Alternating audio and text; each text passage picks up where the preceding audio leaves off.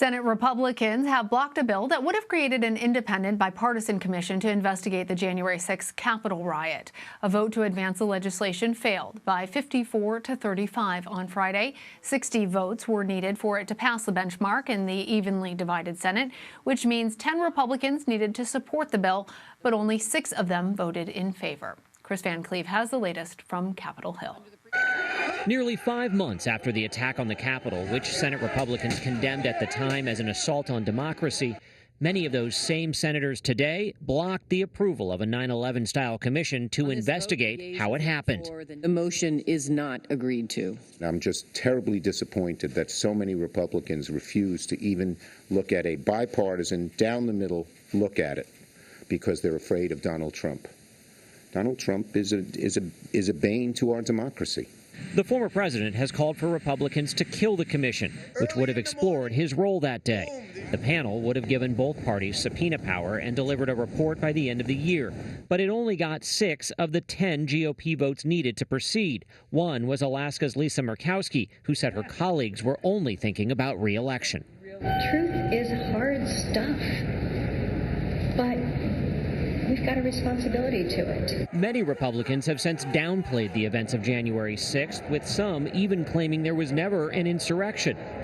And a day after lobbying GOP senators to back the commission, tonight, the mother of Brian Sicknick, the Capitol police officer who died after defending the Capitol on January 6th, called the GOP vote unbelievable. If they had a child that was hurt, or was killed on a day like that, they would think very differently. As the debate over January 6th was happening here in Washington, Congressman Matt Gaetz, who is under criminal investigation, was in Georgia talking to supporters where he apparently told the crowd the Second Amendment, the right to bear arms, was intended to make it possible for the public to maintain an insurrection against the government, something he said he hopes never becomes necessary. Lana? Interesting comments. All right, Kris, thank you. Siobhan Hughes joins me now for more. She's a congressional reporter for the Wall Street Journal. Siobhan, always great to talk to you. Could we see this legislation come back up for another vote at some point, or as we get closer to the midterm elections, does it just seem like it's even harder to see it moving forward? Well, it does seem like it's harder to see it moving forward. Senate Majority Leader Chuck Schumer made it clear that another vote is on the table in a letter to colleagues today, saying that as Majority Leader, quote, "I reserve the right to force the Senate to vote on the bill again at the appropriate time." So still very much on the table. So what does Friday's vote mean for those who really wanted an independent bipartisan commission? What does this tell you sort of about the larger picture?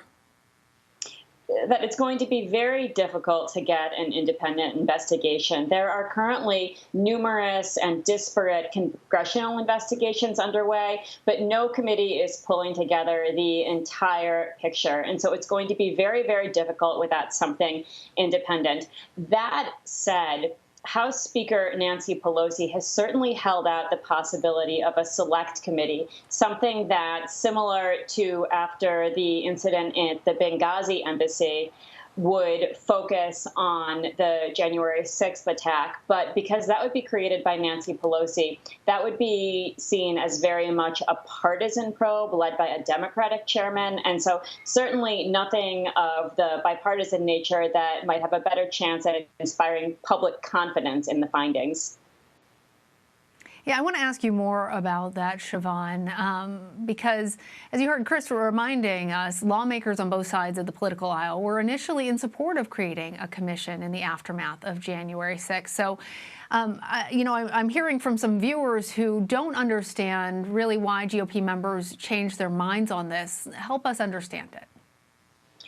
Well, a big factor is that Mitch McConnell in the Senate and Kevin McCarthy both whipped against it. And the Republican argument, first purveyed by Mr. McCarthy, is that the commission would not, in fact, be independent because the staff would be chosen by the Democratic-appointed chairman, and also because of the concern that the findings could possibly be delayed into 2022, an election year, could be weaponized against Republicans. And that was an argument argument that very much ended up carrying the day among Senate Republicans, even among those who had professed to be open to something different. Now, it's worth noting that Senator Susan Collins of Maine had tried to mitigate against those concerns. She had an amendment that she was offering that would have made tweaks, such as making sure the staff was hired by both sides, but that never went anywhere. Well, as you mentioned, part of the reason that the Republican leadership gave for blocking the commission is that they said that there are other ways to investigate the Capitol riot. I'm wondering what you can tell us about those investigations, and since they are unlikely to actually have the same level of confidence as an independent, bipartisan 9/11 style commission, is that already in some ways putting a finger on the scale to say, that whatever comes out of that investigation is going to be biased?